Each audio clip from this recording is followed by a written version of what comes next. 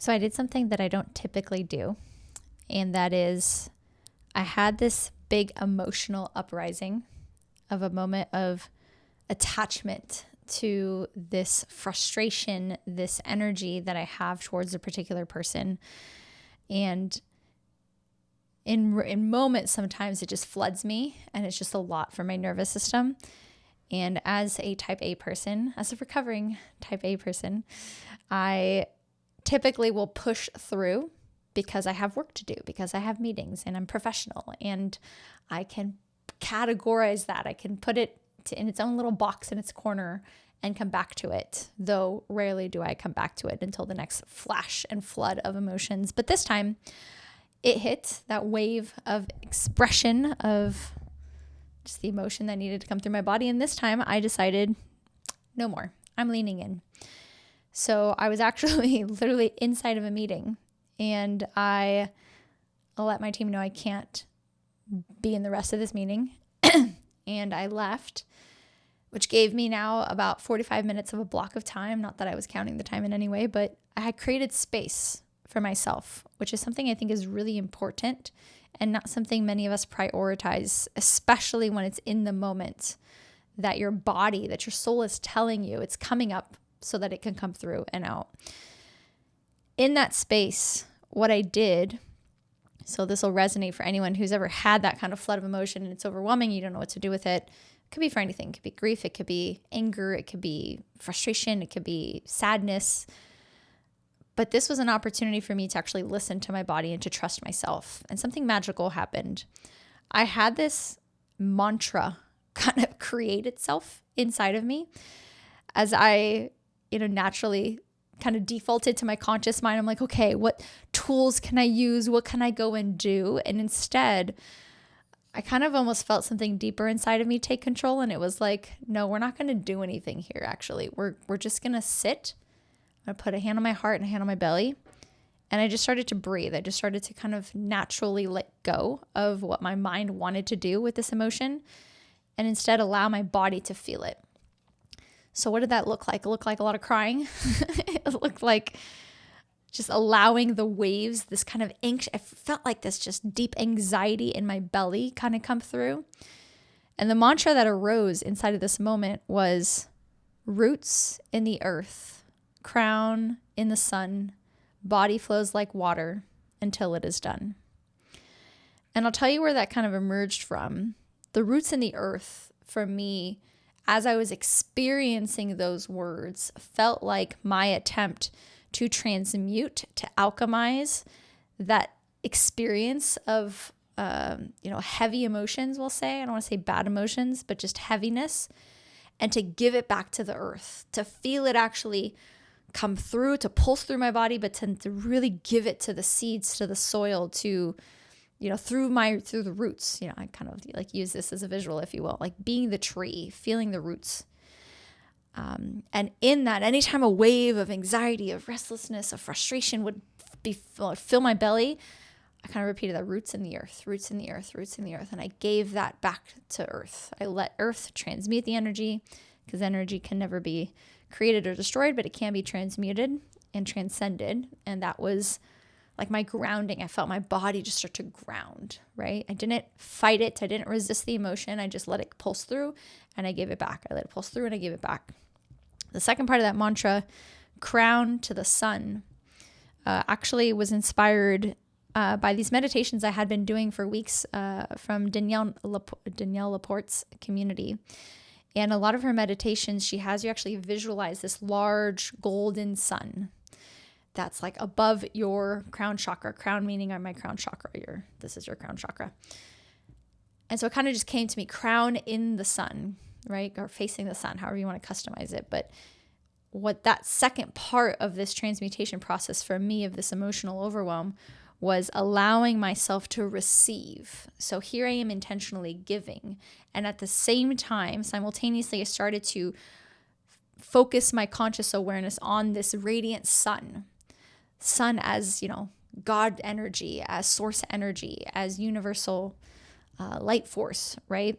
And I allowed myself to receive the radiance of that sun, to kind of ease my body, to feel the warmth, to feel the radiance, to feel the vibrancy, the aliveness, the fulfillment of ease start to come through from my head all the way into my body.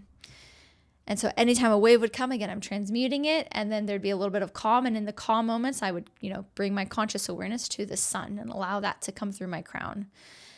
In the middle part, body flowing like water. That's essentially just what I was starting to feel, was that, it's something that I'll say often, which is funny as I think of it, but, sometimes when I'm triggered or something's difficult, I'm like, and, I'll have a team member, someone asks, how are you doing? I'm like, I'm flowing like water. That's just something I started saying, maybe more as an intention. But that's literally what I started to feel as this radiant light energy was pouring through, as I was feeding myself through the roots of the earth. So I'm grounded and I'm expansive at the same time. And it felt like water flowing through my body. It felt like there was now that sense of ease, less heaviness, that kind of gut belly feeling of anxiety started to feel like this kind of soothing energy flowing instead, this light. Even sometimes you'll see in meditations, they invite you to picture a white radiant light flowing through. It's almost like a body scan. You see the light coming through your crown, your head, and you bring it all the way down to your toes.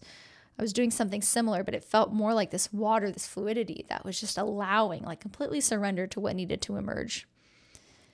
And then until it is done, I just kept repeating, and the other thing I was thinking that you can maybe use as an alternative, and I might try this too, is instead of saying until it is done, saying, and so it is. So roots in the earth, crown in the sun, body flows like water, and so it is. Oh, and so it is done, if you wanted to say, so it rhymes. But I wanted to share this because it was such a profound experience to actually lean in and face something so heavy. And 45 minutes later, after tears, after just anger, after letting this pulse through, there was these moments of clarity that started coming in, this other voice, this softer voice that I don't really allow myself to receive from enough. And I'm finding I'm building a relationship with this knowingness in me, this wisdom. And I had just different ideas about this relationship in my life, and I had different insights come through. And instead of attaching myself, the typical thing when I come out, it's like, okay, maybe I'm going to write this person a letter. Maybe I'm going to go reach out. Maybe it's like I just let all of that doing go. And I just said, I was so there was that feeling of just fulfillment of, again, having created the space to listen, to allow myself to express, and to really let that deeper knowing come through, and to utilize these beautiful beings of energy, earth, the sun, water, the elements that are all around us all the time. And more than that, it was my conscious awareness playing like this dance between my conscious awareness and that inner knowing, that stillness that's always inside of me. But the beautiful thing from here was this mantra I have come back to often. I'm a parent of a toddler. I have a 4-year-old son, and I had the most beautiful tea ceremony experience. It's actually a video on my channel if you find it. The Tao Day. It's like a Tao Day tea ceremony. Where I had brought a group together, but long story short, I went with a girlfriend and we did this tea ceremony and sound healing. And I spent 2 hours in the morning, and I come home to my son who was just having a really difficult time. And I'm like, now I know why I had to go to this tea ceremony, was to be able to really be present to this energy that was flowing, this anger that he was pulsating through his little body. And so what I do in these moments with my toddler, when he's having these big expressions of emotions and I'm, immediately triggered, and I become, the thermometer, not the thermostat, trying to be the thermostat in the family, is I'll bring him into the bathroom. So I bring him into kind of like a closed space. And I learned this through Dr. Becky at Good Inside. And you kind of create a safe container where you're always present. You never want to leave. If you're a parent, like my invitation, you do you, right? Everyone's just the best they can.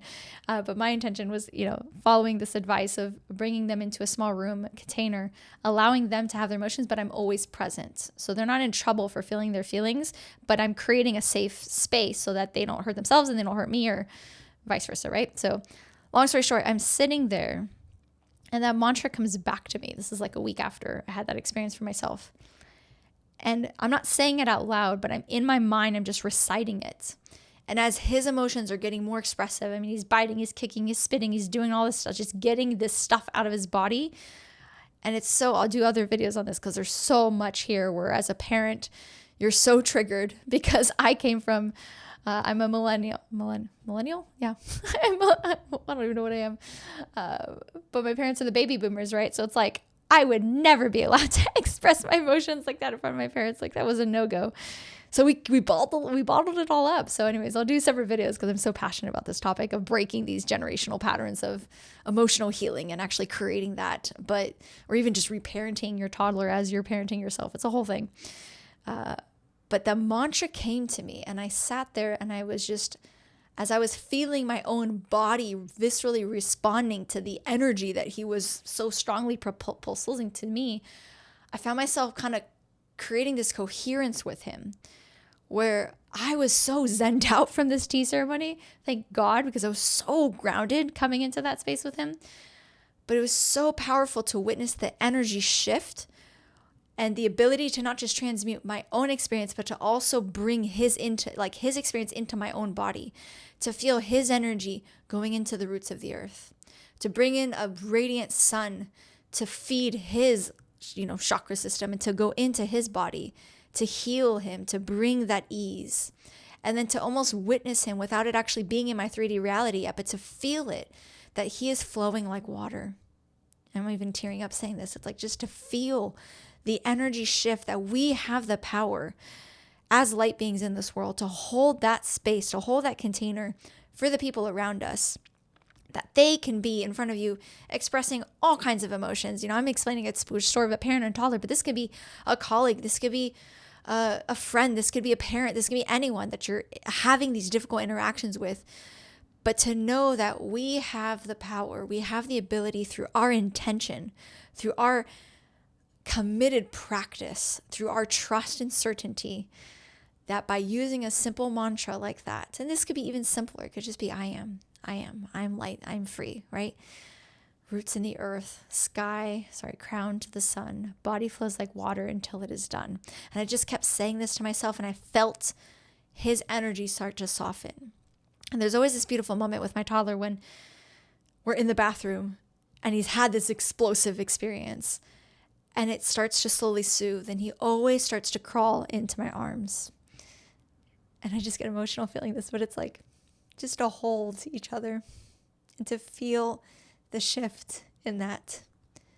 And I know in that moment, I haven't just healed myself, right? I haven't just faced something so difficult in front of me and held my ground and held my truth, but more important or more impactful and more meaningful is to witness him soothe, right? To witness the co-regulation that gets to happen as this process unfolds. So my invitation, my friends, is if you're facing a difficult time, if things are hard, to please lean in, give yourself the space, give yourself the gift of allowing that to emerge, of allowing yourself to listen to your body, because those signs of restlessness, those signs of anxiety, those twinges of pain, those ruminating thought patterns, they're all just your body trying to raise the red flags for you to pay attention.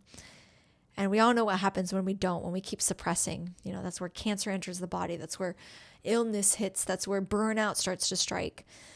So if we can ritualize for ourselves, and I'm deep in the deep end with you, like this is so new for me, to slow down enough to really listen, to honor myself, and to say yes to me and to say no to other expectations of myself. A lot of times expectations the weight I put on my own shoulders, but to really lean in those moments. And maybe you want to try this mantra out for yourself. I know I'm going to be continually, with no attachment, no need to create like a daily habit of using it. But I find that in those dark moments, it's really helped me connect to earth for the grounding, sun for the expansion, and water to be in that state of flow and ease. My friends, be well. Such big love to you. And I look forward to sharing more insights and maybe more parenting things that I learn along the way with each of you. Bye.